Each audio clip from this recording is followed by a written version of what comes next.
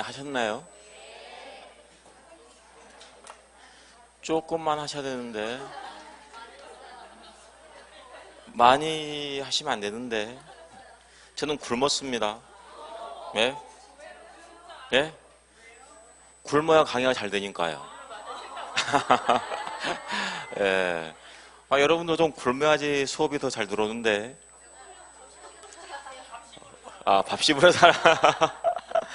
예. 네, 그러시군요. 네. 아직은 저는 아직 밥심으로 살 나이가 아직 안 됐습니다. 예.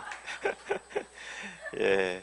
한번 보겠습니다. 어딜 보시냐면, 판례 16번 보겠습니다. 판례 16번.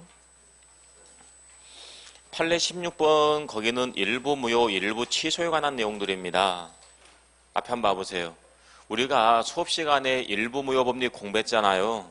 법률 행위의 일부분에만 무효 사유가 있다라고 한다면 전부 무효가 원칙입니다. 그런데 일정한 요건 하에서 일부만 무효가 되고 나머지는 그대로 효과가 있다. 이게 일부 무효의 법리였습니다. 혹시 요건 기억나세요? 요건. 첫 번째 요건은 법률 행위 일체성. 두 번째는 분할 가능성, 세 번째는 가정적 의사. 이 세 가지 요건이 모두 다 인정이 됐다. 일부 무효의 법리가 적용된다라고 했습니다. 그러면 일부 무효의 법리가 적용되는 것처럼 일부 취소의 법리도 적용된다. 이게 판례거든요. 그래서 그 아래쪽에 가로 1번 볼까요? 가로 1번. 하나의 법률행위 일부분에만 취소 사유가 있어요. 그 법률행위가 가분적, 나눌 수 있다 그 말이죠. 그러니까 유효인 부분하고 취소할 수 있는 부분을 나눌 수가 있다. 또 그 목적물의 일부가 특정이 될 수 있다라고 한다면 나머지 부분만이라도 이를 유지하려는 당사자의 가정적 의사가 있다라고 한다면 일부만의 취소도 가능하다라고 합니다. 그런데 법률행위가 존재함을 전제로 한다. 이게 무슨 말일까요? 무효나 취소의 문제가 나오려면 최소한 법률행위가 성립했을 때 나오는 부분이죠. 따라서 법률행위 자체가 성립도 안 했다라고 한다면 무효나 취소 문제 나올 수가 없는 겁니다. 자, 그래서 그 아래쪽에 문제 한번 풀어볼까요? 17번 문제 한번 풀어보세요. 17번. 17번 풀어보세요. 쭉 보니까 일부분의 취소 사유가 있고 가분적이고 가정적 의사가 있다. 일부만의 취소도 가능하다. OX 5가 되겠습니다. 네. 자, 그리고 그 아래쪽에 가로 2번 한번 봐보세요. 가로 2번의 매출 진행 한번 봐보세요. 쭉 보시면 일단 매매계약을 체결하는데 그 토지의 일정 부분을 매매 대상에서 제외시키는 특약을 했어요. 그러면 그 일정 부분이 제외가 됐으니까 그 제외된 부분은 계약 자체가 성립했어요? 성립 안 했어요? 성립 안 했습니다. 성립 안 했기 때문에 취소의 문제가 나와야 안 나와요? 안 나오겠죠? 그래서 그 특약만을 취소할 수는 없다. 그러니까 성립 자체가 안 됐기 때문에 취소의 문제가 나올 수 없다. 이런 부분입니다. 자, 넘어가겠습니다. 자, 17번 보겠습니다. 17번. 17번 같은 경우에는 부당이득 반환 범위와 관련된 내용이에요.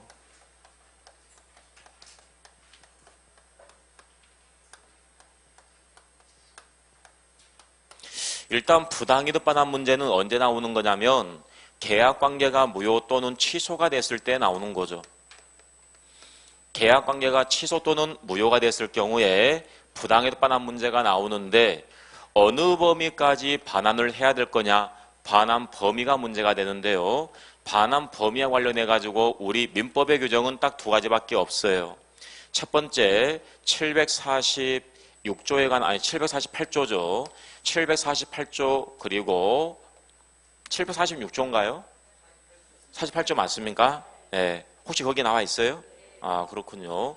그 다음에 141조. 네. 141조 단서. 그러면 748조 같은 경우에는 뭐라고 나오냐면 수익자, 그러니까 계약을 통해서 이익을 받은 사람이 선일 경우하고 악일 경우로 구별합니다. 즉 무효 사유가, 취소 사유가 있다는 사실을 몰랐을 때하고 알았을 때.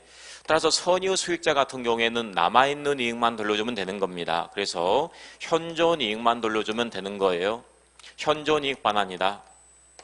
그런데 악이었다라고 한다면 보호할 만한 가치가 없기 때문에 받은 이익 전부 다 돌려줘야 되겠죠. 받은 이익 전부.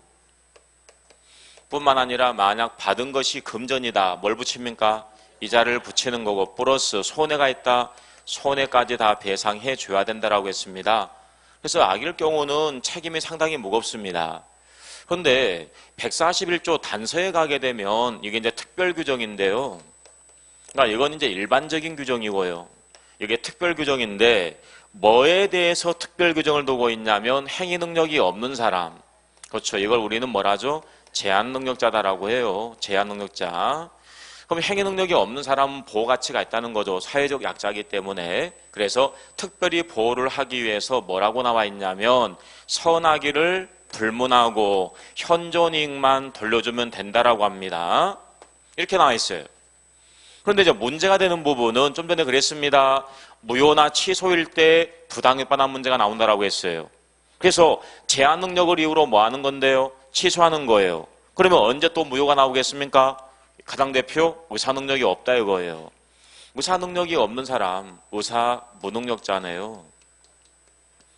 그럼 의사 능력이 없는 사람이 계약을 했으면 무효입니다. 부당일반한 문제가 나오거든요. 근데 여기는 특별 규정이 있지만 여기는 특별 규정이 없거든요. 그래서 문제가 되는 부분은 748조가 적용될지 141조를 유추 적용할지 이게 문제가 되는데 행위 능력이 없는 사람 보호 가치가 있는 것처럼 의사 능력이 없는 사람도 보호할 만한 가치가 있어 없어요? 있죠. 따라서 141조 이 법조문을 여기에 뭐 하게 된다? 해석을 통해서 적용하는 걸 이걸 유추 적용한다라고 하죠. 결론적으로 의사 능력이 없는 사람도 선악불문하고 현존이익만 돌려주면 됩니다. 아직 중개사 시험에 나온 적 없습니다. 앞으로 나올 가능성이 큰 부분이죠. 네. 자, 그래서 그 아래쪽에 이제 18번 문제입니다. 문제 한번 풀어볼까요?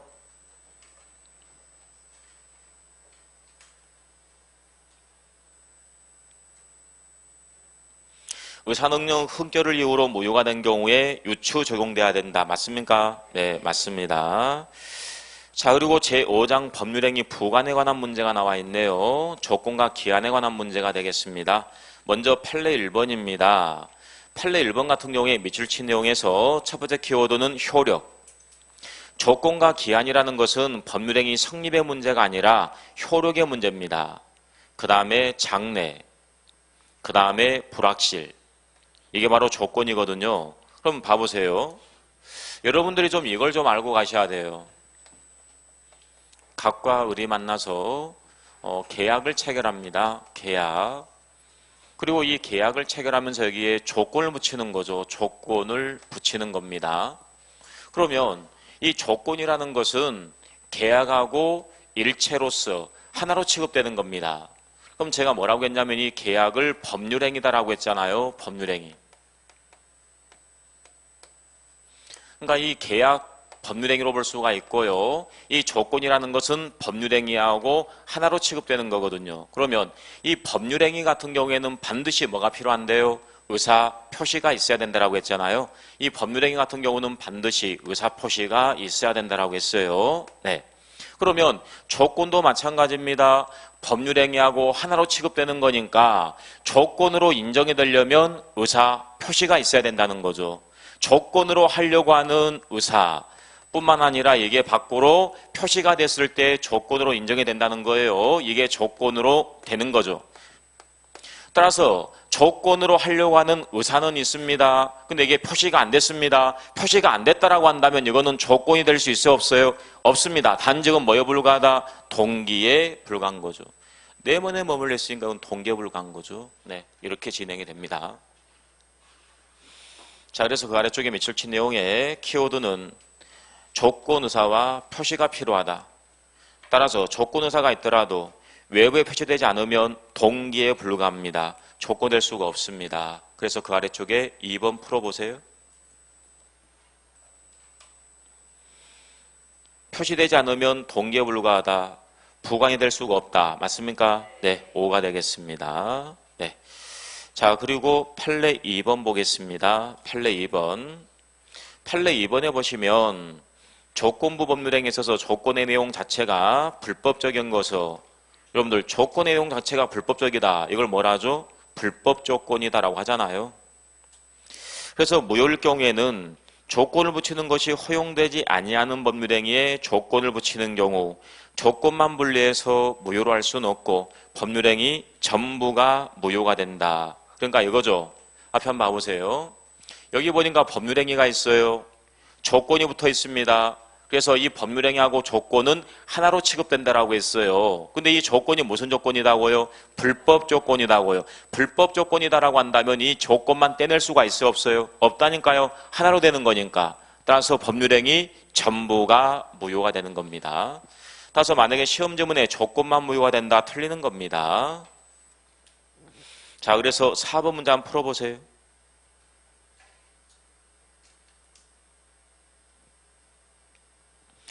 조건만 분리해서 무효 맞습니까? 틀렸습니다. 법률행위 전부가 무효입니다. X가 되겠고요. 자, 그 다음에 판례 3번입니다. 여러분들 그 판례 3번 하고 있죠. 판례 4번 같은 경우는 서로 비교. 3번 옆에 4번과 비교라고 쓰세요. 이건 어떤 내용이냐면 입증 책임 문제입니다. 입증 책임 문제. 자, 뭐 별거 없고요. 이렇게 보시면 돼요. 갑이 을과 친구 사이입니다. 갑이 뭐라고 했냐면 친구 을에게 야, 내가 이 집 너에게 무상으로 주겠다라고 했어요. 그런데 여기 뭘 붙였냐면 네가 이번에 27회 시험에 합격을 하면 주겠다라고 했어요. 합격하면 주겠다라고 이야기했습니다. 그러면 증여라고 하는 법률행위에 27회 시험에 합격하면 이게 붙어 있네요. 자, 이건 뭐죠? 조건이죠. 조건. 왜냐하면 시험에 합격할지 떨어질지 확실한 거니까. 맞습니까? 불확실하죠. 불확실. 깜빡했어요. 제가 지금. 네. 시험에 합격할지 떨어질지 이거는 불확실하니까 이건 조건이라고요. 조건. 벌써 지금 눈빛이 지금 바뀌고 있어요. 지금. 네. 눈 크게 뜨세요. 네. 여러분이 졸면 저도 졸게 됩니다. 네. 자, 시험에 합격할지 떨어질지 불확실한 거니까 이건 조건인데요. 정지 조건이에요? 해제 조건이에요? 정지 조건이죠. 조건이 성취가 되면 효력이 발생하는 거니까 이건 정지 조건부 증여계약입니다. 자, 이 사람은 효과 발생 원할까요? 원하지 않을까요? 원하지 않는 사람이죠. 만약에 효과 발생한다라고 하는 소유권 넘겨줘야 되는데 이 사람 재산상 손해가 가는 건데요. 이 사람 효과 발생 원하는 사람이고요. 그럼 여기서 일반적인 법률행위는 조건이 있어요? 없어요? 없어요. 일반적인 법률행위 있죠. 법률행위가 성립했으면 곧바로 효력이 발생하게 됐습니다. 조건이 없는 겁니다. 일반적인 법률행위는. 그런데 이 우리 갑에게 그러는 겁니다. 야, 네가 나에게 집 하나 주기로 했으니까 그 집 나에게 줘야지. 이행을 청구합니다. 그럼 이 사람이 이행을 청구하는 경우에 이 갑이 소유권 이전해 주기 싫으면 입증해야 될 게 있습니다. 이 사람이 뭘 입증해 줘야 되겠습니까? 예? 합격 못했다고요? 그거는 갑이 신경 쓸 게 아니에요. 합격을 했는지 못했는지 이거는 갑의 관심 밖이에요. 그거 신경 쓰는 거 아닙니다. 이 사람 효과 발생 원하지 않으면 뭘 입증하면 되겠습니까? 보통의 법률행위 이게 없다며요. 그러면 이 사람 뭘 입증하면 되겠어요? 이게 있다. 예? 내가 너에게 그래 증여하기로 했지. 증여하기로 했는데 내가 여기에 뭘 붙였다는 거예요? 조건을 붙였잖아. 즉 정지 조건부 증여계약이다라는 사실을 갑이 입증을 해야 되는 겁니다. 만약 입증 못하면 만약에 갑이 입증 못하면 소유권 넘겨줘야 됩니다. 곧바로. 이 사람 입증 못하면 이거 없는 거거든요. 예. 그래서 이 갑은 정지조건부 법률행위다. 정지조건부 법률행위다라는 사실을 갑이 입증을 해야 되는 겁니다. 시험에 나올 때는 효과 발생 원하지 않는 사람, 효과 발생을 다투는 자 다 같은 말들입니다. 그럼 이때 있죠. 상대방. 이 사람은 효과 발생 원하는 사람이에요. 이 사람이 효과 발생 원하면 뭘 입증하면 되겠습니까? 그래, 조건이 붙어 있어. 하지만 내가 조건을 뭐 했다? 조건을 성취했다라는 사실을 입증하면 되는 겁니다. 주의하세요. 이 효과 발생 원하지 않는 사람은 네가 조건을 성취 못했다 이거 입증하는 게 아니에요. 네, 단지 조건이 붙어 있다라는 사실만 입증하게 되는 거고요. 조건을 성취했는지 못했는지 이 부분은 이 사람이 입증하는 거예요. 자, 그래서 문제 몇 번입니까? 거기에 5번. 자, 문제 5번 한번 풀어보세요.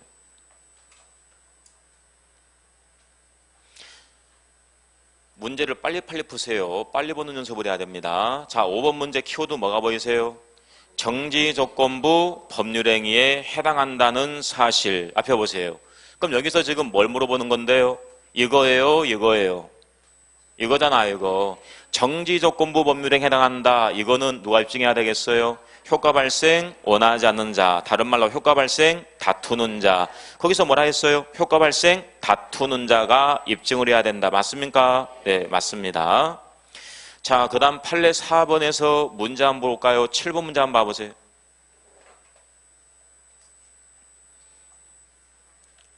뭐가 보이세요? 정지조건이 성취되었다. 여기네요. 여기. 노란색이에요? 빨간색이에요? 그렇죠, 이거. 조건이 성취됐다. 이건 누가 입증한다? 효과 발생 원하는 사람. 그러면 효력을 주장하는 사람이죠. 그럼 거기 뭐라고 했어요? 저지.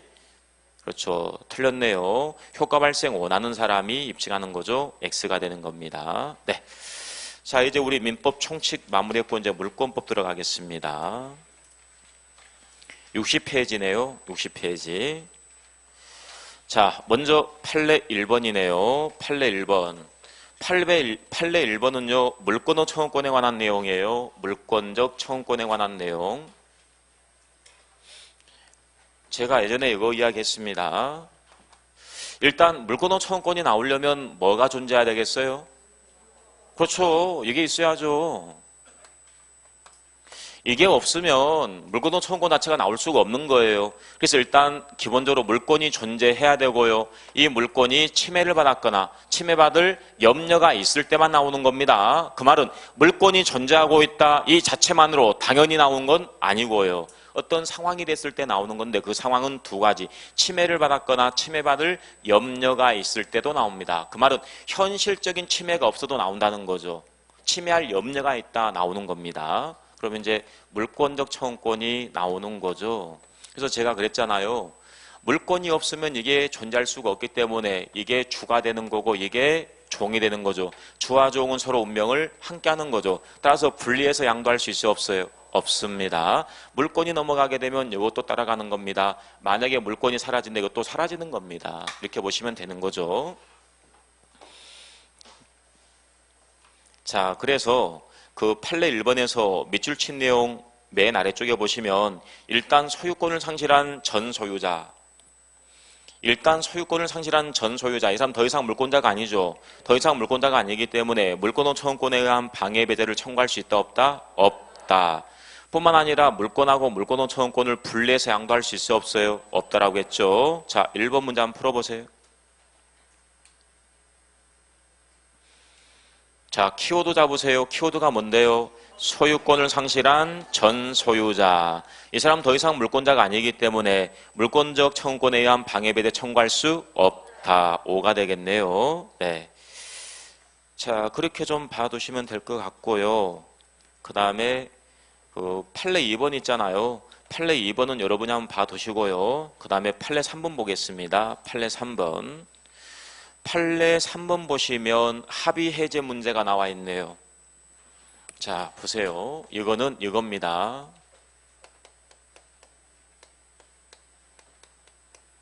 이 표현도 그대로 좀 기억하세요.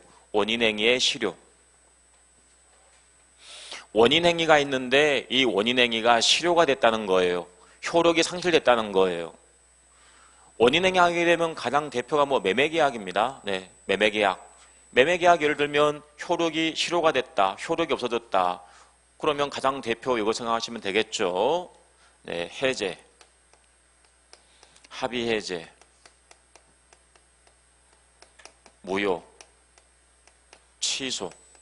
네, 이거 생각하시면 되는 겁니다. 그래서 이거 다시 한번 좀 확인 한번 해볼게요. 그러니까 이 판례 같은 경우에는 충분히 사례 문제가 또 나올 수가 있는 사안이거든요. 네, 여기 보시면 건물이 있고요. 둘이 만나서 매매를 했고, 자, 이게 중도금 넘어갔습니다. 곧바로 등기를 격려했습니다.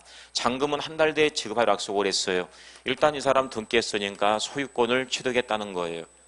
그런데 이 을이 약속된 날짜에 잔금을 안 줬어요. 잔금을 안 주니까 갑이 을에게 채고를 했고요. 그래도 이 사람이 잔금을 지급 안 하니까 채무불행으로서 갑이 계약 관계를 해제했어요. 해제하니까 이 계약은 삭제가 돼버리겠죠. 그럼 이 등기는 뭐가 되겠어요? 무효등기가 되겠죠. 그러면 이 사람에게 넘어갔던 이 소유권이 다시 갑에게 뭐가 돼야 된다? 회복이 돼야 된다 그 말이죠. 근데 문제가 되는 부분은 말소등기를 해야 소유권이 회복이 될지 아니면 말소등기 없이 해제만으로 당연히 회복될지 이게 문제였죠. 우리 공부했죠 이거? 어디서 공부했어요? 187조에서. 187조에서 원인행위 실효가 됐습니다. 말소등기 없이 당연히 소유권이 회복된다라고 했습니다. 따라서 이 사람 더 이상 소유자가 아니고요. 이 사람이 다시 소유권을 회복했습니다. 그래서 첫 번째 시험에 나올 수가 있는 부분은 말소등기 없이 당연히 소유권이 회복된다. 187조가 적용된다는 거 기억합니다. 그 다음에 소유권자는 갑이거든요. 근데 지금 등기부상에 누구 나와 있어요? 을. 따라서 당연히 갑은 을을 상대로 해서 뭘 청구할 수가 있다? 그렇죠. 말소등기 청구권이 있다는 거죠. 등기 청구권의 문제가 나온다는 거죠. 그러면 말소등기를 청구할 수가 있다. 다른 말로 원상회복을 청구할 수 있다라고 합니다. 그럼 이 권리는 물권도 청구권이에요? 아니면 채권도 청구권이에요? 그렇죠. 소유권에 근거하는 거니까 물권적 청구권이다라는 것. 그 다음 소멸시효 권리 안 걸려요. 소멸시효에 안 걸린다. 왜 안 걸리는 건데요? 소유권 자체가 소멸시효에 안 걸리는 거니까. 소유권의 내용으로서 소유권에 대한 물권도 청구권 소멸시효 걸리지 않습니다. 네, 이렇게 진행되는 겁니다. 그러니까 시험에 나올 때는 해제, 합의해제, 무효, 취소 논리 똑같습니다. 저 논리가. 자, 그래서 곧바로 문제 한번 풀어볼까요? 3번 풀어보세요.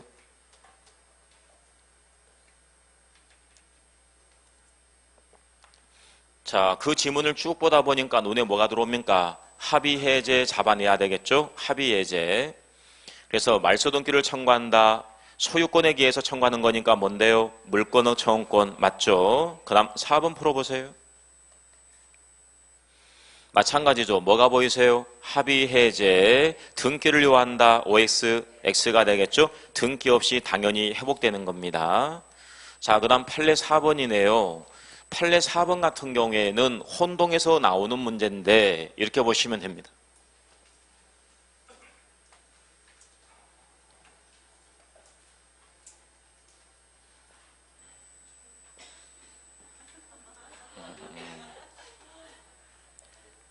다행이네요.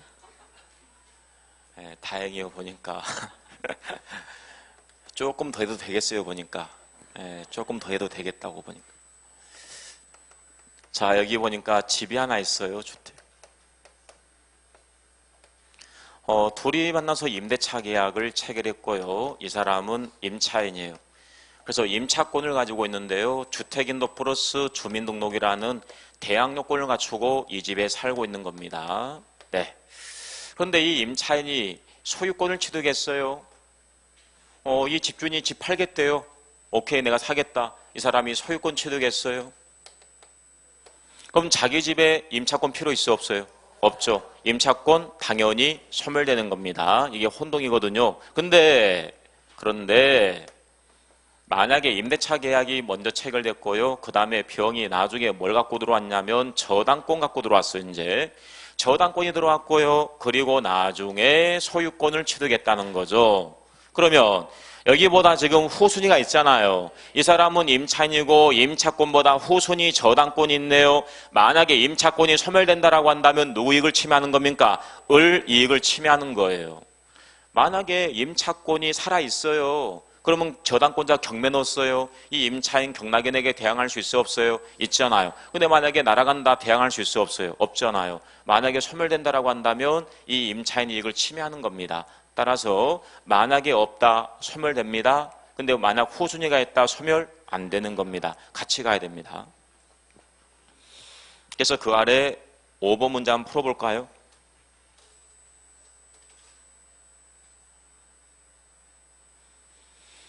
쭉 보니까 소유권하고 임차권, 귀속, 혼동, 소멸된다. 맞죠?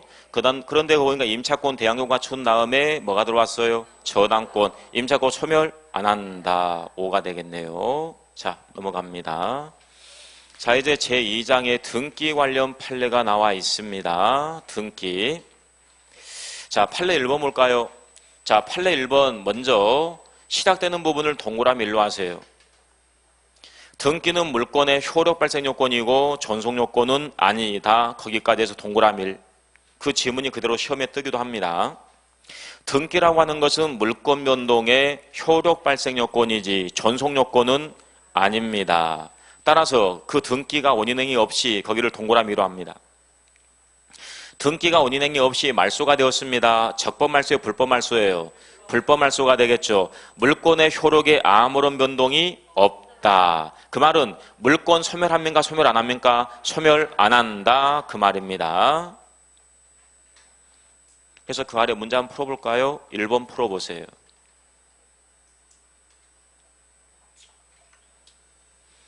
1번 문제 쭉 보니까 뭐가 보이세요?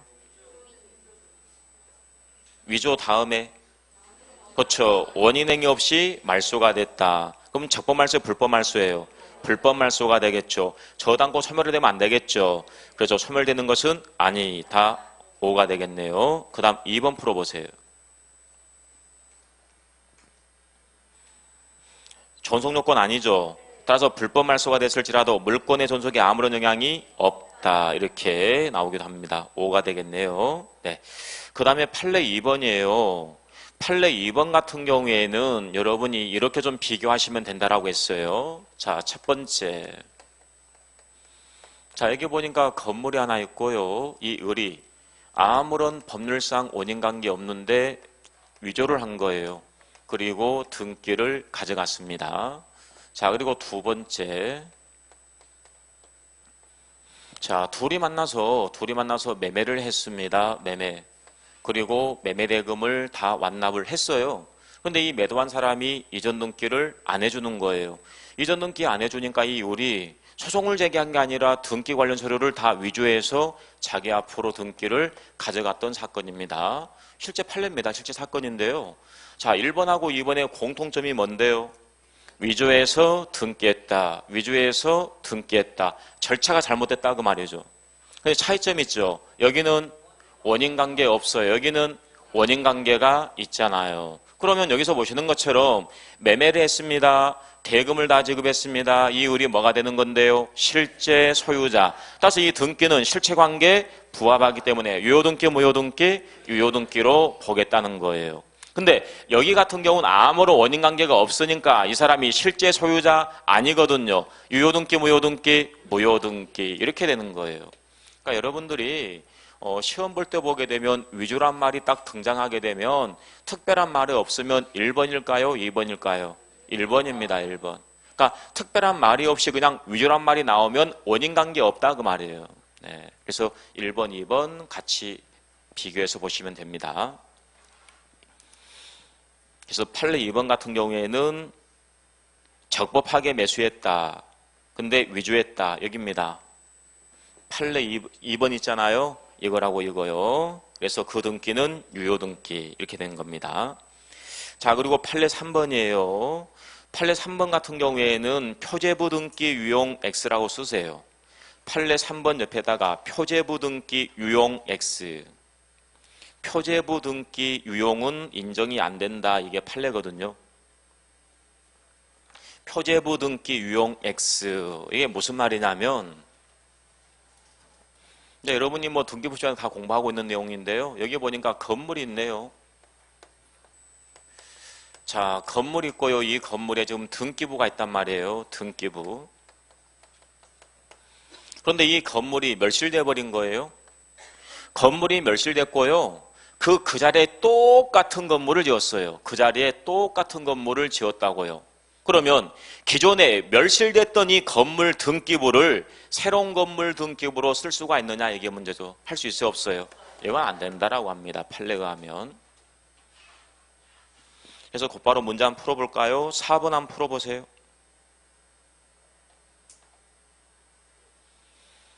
자, 멸실된 후 신축한 건물에 보존 등기로 유용하는 것 허용된다. OX, X가 되겠죠. 표제부 등기 유용은 허용되지 않습니다. 자, 그 다음 판례 4번이에요. 판례 4번 보시면 밑줄 친 내용 봐보세요. 등기 명의자가 전 소유자로부터 부동산을 취득함에 있어서 등기부상 기재된 등기 원인에 의하지 아니하고 다른 원인으로 저법하게 취득했다고 하면서 등기 원인 행위의 태양이나 과정을 다소 다르게 주장하고 있다. 예를 들면 등기 원인에 매매라고 되어 있어요.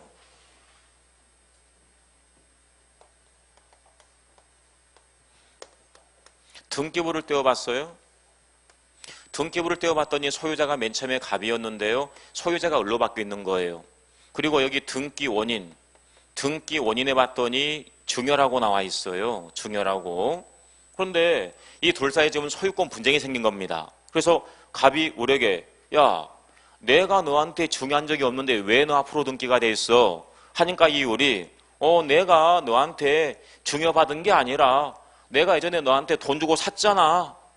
등기 원인 있잖아요. 등기부상 기재된 등기 원인이 아니라 다른 원인 행위를 주장하고 있다 이거예요. 근데 이게 인정이 안 됐다라고 해서 이 사람이 소유권자가 아니다 이렇게 되는 거예요? 아니에요. 일단 공적 장부에 소유권자로 기재가 됐다라고 한다면 이 사람은 적법한 소유권자로 추정되는 겁니다. 등기라고 하는 것은 현재 권리 상태를 표상하면 충분한 겁니다. 따라서 다소 다르게 주장한다 상관이 없습니다. 추정력 깨진다고 볼 수는 없습니다.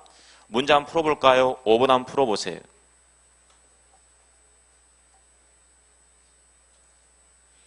다른 원인에 의해서 취득했다고 주장하고 있습니다. 그 말은 등기 원인 행위 태양이나 과정을 다소 다르게 주장하고 있다. 추정력 깨지 안 깨져요? 이것만 가지고는 깨지지 않습니다. 5가 되겠습니다. 여전히 적법한 소유권자로 추정이 되는 거고요. 자, 그 다음 판례 5번부터는 이제 중간 생략 등기 시작이 되네요. 중간 생략 등기 같은 경우에 우리가 수업 시간에 많이 봤던 부분이기 때문에 웬만하면 제가 곧바로 좀 문제를 풀도록 하겠습니다. 일단 중간 생략 등기에 관한 문제가 나오면 이렇게 그림을 딱 그려놓고 들어가세요. 둘이 만나서 매매. 그런데 이 매매 계약은 유효고요. 그리고 여기서 등기가 안 돼 있고 또다시 매매도 유효고요. 이 사람 앞으로 등기가 안 됐습니다. 그럼 당연히 을은 갑에 대해서 소유권 이전 등기 청구권 가지고 있고요. 병도 을에 대해서 소유권 이전 등기 청구권을 가지고 있는 겁니다. 그러면 여기서 이 병이 있잖아요. 소유권을 취득하려면 매매는 186조니까 등기를 해야 되는 건데 등기 순서는 먼저 을이 갑에게 등기를 청구해서 등기, 그 다음에 등기를 청구해서 등기. 이게 정상적인 모습이죠. 갑에서 을에서 병, 이게 정상이에요. 근데 이 을 같은 경우에는 자기 앞으로 등기한 다음에 팔게 되면 세금이 많이 부과되거든요. 세금 떼고 나면 남는 게 없다 그 말이죠. 그래서 이 을이 중간자 자기를 생략해버리고 곧바로 병으로 가는 겁니다. 이걸 중간 생략 등기, 다른 말로 미등기 전매다라고 했습니다. 법에서 허용하고 있어요? 금지하고 있어요? 금지하고 있다는 거예요. 금지가 됐음에도 불구하고 이미 등기가 격려가 되어 있습니다. 이미 등기가 격려가 되어 있어요. 유효입니까? 무효입니까? 유효입니다. 실체관계에 부합하는 유효등기로 본다라고 했습니다. 다만 주의할 게 있습니다. 만약 토지거래 허가구역 내 토지매매계약을 체결했습니다. 허가받기 전까지는 무효거든요. 따라서 이 등기는 실체관계에 부합하지 않습니다. 그러면 거기 판례 5번에서요. 판례 5번에서 이제 어떤 내용이 먼저 나왔냐면 최종 양수인이 최초 양도인을 상대로 해서 직접 등기를 청구할 수가 있느냐, 이게 먼저 등장했네요. 자, 봐보세요. 과연 등기가 안 된 상황인데, 지금 등기가 안 된 상황인데 최종 양수인 병이 있잖아요. 이 사람이 최초 양도인 갑에 대해서 직접 등기를 청구할 수가 있느냐, 이게 문제라고요. 뭘 따지죠? 그렇죠. 중간 생략 등기 합의가 있는지 없는지. 그래서 여러분 생각 한번 해보세요. 중간 생략 등기 합의를 했다, 그 말은 중간자를 생략하고 등기를 하기로 합의를 본 거 아니에요. 따라서 병이 갑에게 직접 등기를 청구해서 등기 가져올 수 있다는 겁니다. 중간 생략 등기 합의가 있으면 직접 가능한 거죠. 근데 만약에 합의가 없으면 직접 할 수 있어요, 없어요? 없죠. 어떻게 해야 되겠습니까? 의뢰 권리를 대위할 수밖에 없는 거죠. 그래서 여러분들은 직접 등기를 청구할 수가 있느냐, 이게 나오면 뭘 확인해야 될까요? 중간 생략 등기 합의를 보는 겁니다. 자, 그래서 6번 한번 풀어볼까요?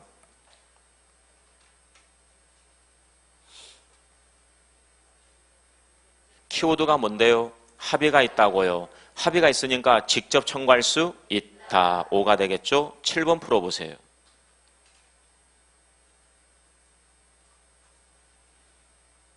키워드 첫 번째 키워드는 합의가 없어요. 합의가 없기 때문에 직접 할 수 없죠? 대위해야 되겠죠? 그럼 거기 보시면 대위해서도 직접 자기 앞으로 등기를 청구할 수는 없다. 맞습니까? 그렇죠. 자, 보세요. 여기서 만약에 합의가 없다라고 한다면 을이 갑에 대해서 가지고 있는 권리를 이 병이 뭐 한다? 대위 들어가는 거예요. 대위. 그럼 대위 들어간다 이 말의 의미는 직접 자기 앞으로 등기 가져오는 거예요? 아니고 누구 앞으로? 을 앞으로 등기가 되는 거예요. 그러니까 우리 수험생들이 대위란 말에 속아버리는 겁니다. 그래서 대위가 키워드가 아니라 직접 자기 앞으로 등기를 청구할 수는 없다. 그래서 5가 되겠네요. 그 다음에 8례 6번입니다. 8례 6번은 곧바로 문제 한번 풀어볼까요? 자, 9번 문제 한번 풀어보세요. 9번.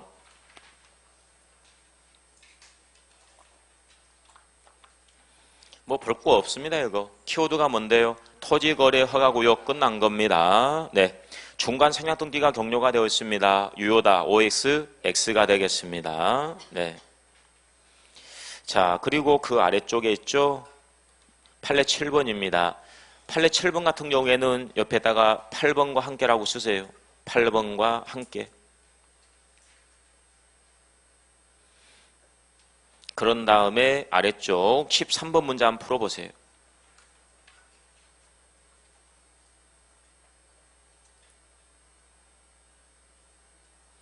합의가 있으면 소유권 유도능력 청구권 소멸한다. 봐보세요, 여러분들. 여러분 여기서 중간 생략 등기 합의라고 하는 것은 원래 등기를 가져갈 때 갑에서 을, 을에서 병 이게 정상인데 중간자 생략하고 등기를 가져간다 이거예요. 따라서 중간 생략 등기 합의가 있어도 을은 여전히 갑에게 이전등기 청구권이 있어요, 없어요? 있어요. 갑도 을에게 매매대금 청구권이 있어요, 없어요? 있습니다. 소멸되는 것은 아니죠. 그래서 소멸한다. OX, X가 되겠죠. 자, 그 다음에 판례 8번입니다. 판례 8번에서요. 그 아래쪽에 문제를 한번 보면 되겠네요. 16번 문제 한번 풀어볼까요?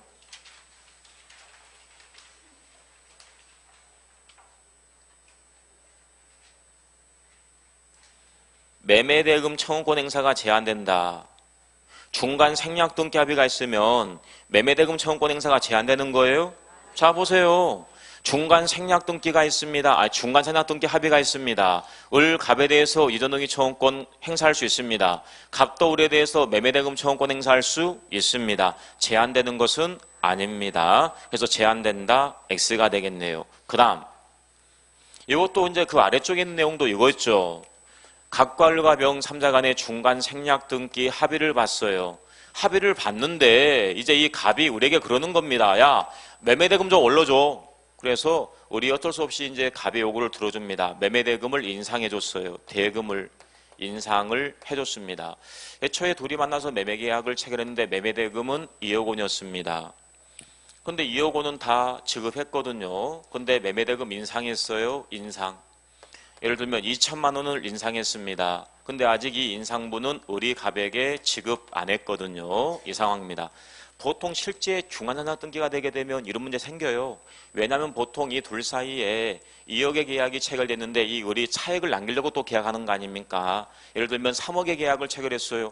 갑이 봤더니 우리 자기한테 2억에 샀는데 3억에 팔아먹고 있다. 갑 기분 나쁘거든요. 그래서 올려달라고 하면 이율을 올려줄 수밖에 없는 거죠. 네. 그래서 이제 이런 상황인데 중간 생략 등기 합의가 있으니까 이 병이 갑에게 직접 등기를 청구할 수가 있는 거거든요. 그래서 직접 등기를 들어왔습니다. 나 앞으로 등기해달라. 근데 이 갑 있죠. 이 갑이 아직 인상된 매매대금을 받지를 못했거든요. 이때 이전 등기 못 해주겠다. 이행하는 것을 거절할 수가 있느냐, 이게 문제였죠. 거절할 수 있어요, 없어요? 거절할 수 있어야 된다라고 했습니다. 법적 근거가 뭔데요? 동시행의 항변권이죠. 매매계약을 체결했어요. 소유권 이전 의무, 대금 지급 의무 서로 무슨 관계였습니까? 동시행 관계였잖아요. 따라서 아직 대금 전부를 받은 게 아니니까 이행 거절할 수 있다. 이게 판례죠. 그래서 아래쪽에 17번 문제 한번 풀어볼까요?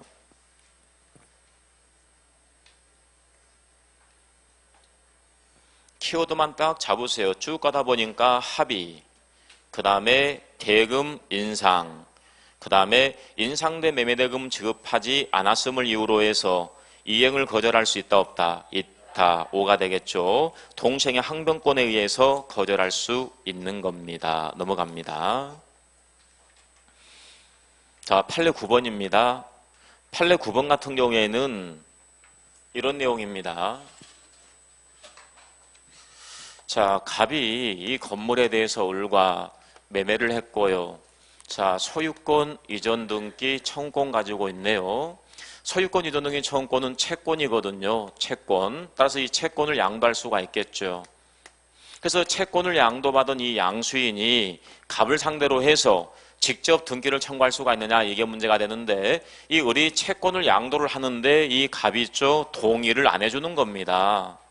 그럼 이 사람 갑을 상대로 해서 직접 등기를 청구할 수가 있어 없어요? 없다는 거죠. 최종 양수인이 최초 양도인에게 직접 청구하려면 뭐가 필요하다? 중간 생략 등기 합의가 있어야 될 거 아니에요? 그래서 동의 없다라고 한다면 합의가 안 된 거 아닙니까? 자, 그래서 그 아래쪽에 19번 문제 한번 풀어볼까요?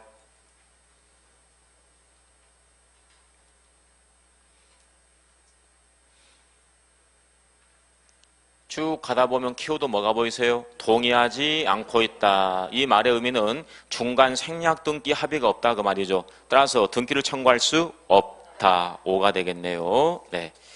자, 그리고 그 아래쪽에 판례 10번 있잖아요. 판례 10번은 옆에 11번하고 함께라고 쓰세요. 판례 10번 아래쪽에다가, 판례 10번 옆에다가 1번하고 함께라고 쓰시라고요. 네. 자, 여기 보고 이제 쉬도록 하겠습니다. 네. 자, 이제 이게 어떤 내용인지 좀 설명을 좀 드려볼게요.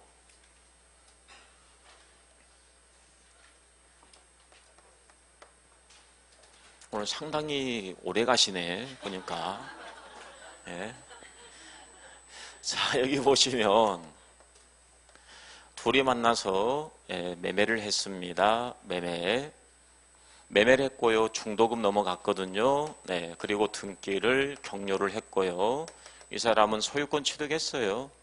그런데 이 사람이 잔금을 지급 안 하니까 을의 채무 불이행을 이유로 해서 갑이 계약 관계를 해제를 했어요.